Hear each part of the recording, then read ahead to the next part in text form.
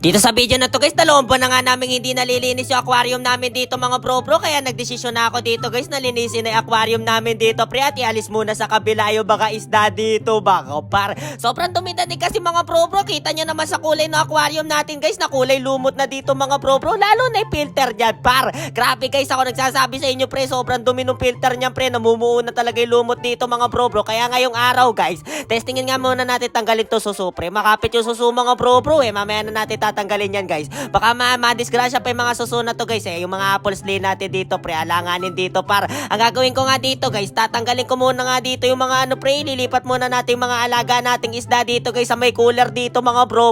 na may aerator dito guys para malinis natin na maayos dito pre at maubos natin yung tubig dito guys para mawala na talaga ng gusto yung lumot dito mga par. Medyo kinupot ko na nga yung mga alaga nating sikli dito sa gurami dito mga bro para mailipat na natin sa kabila dito baka par. Magpahuli na kayo dito mga bro, hindi naman bago lagay yung tubig na paglilipatan nyo dito pre. Kahapon ko pa inigib yung tubig na yan mga bro kaya feeling ko safe na ba kayo dyan pre, hindi na ba kayo mawawater shock dyan dito mga bro, hindi naman bagong igib yan pre, hindi naman siguro masyado malamig yan o mainit pre, sakto lang dito par. I-ready ko na din naman may mga aerator nyo dyan pre, papatagalin ko kayo dito pre, medyo matagal-tagal di kasi linisan ng aquarium dito mga bro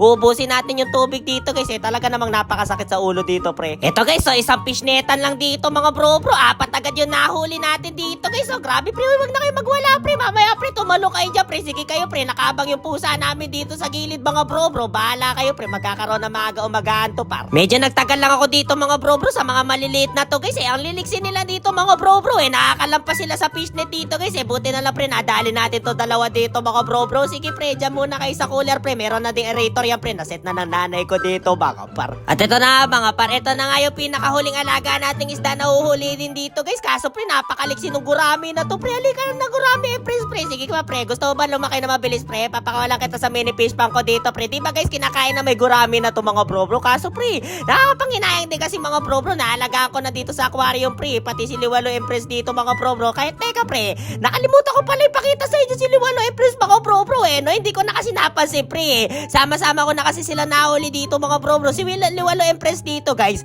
Kung nanonood kayo ng mga luma natin vlog dito mga bro sobrang tagal ko ng alaga yung liwalo na isda dito guys na nilagay ko sa mini fish pump pre, tapos nilagay ko sa aquarium dito mga bro ngayon nga anniversary niya dito mga bro alam ko guys, August ko nahuli dito si Liwalo Empress dito guys tingnan nyo pre, hindi nyo makakipapakita sa inyo si Liwalo Empress dito mga bro pero kita nyo pre, napakadumi talaga ng aquarium natin dito mga bro pati yung lumot dito guys, nabubuo talaga dito mga so yun na nga mga par, inintay ko na nga lepisa ko dito guys dahil pinagbawalan nga ako ng doktor ko dito mga bro na magbawal daw ako magbuhat na mabigat dito guys, kaya inintay ko na lepisa ko dito mga bro para hibuhatin yung filter dito guys para malinis na namin dito mga par. Kaya marami salamat sa pagsama sa walang kwenta natin content ngayong araw dito mga par, yun lang, bye bye.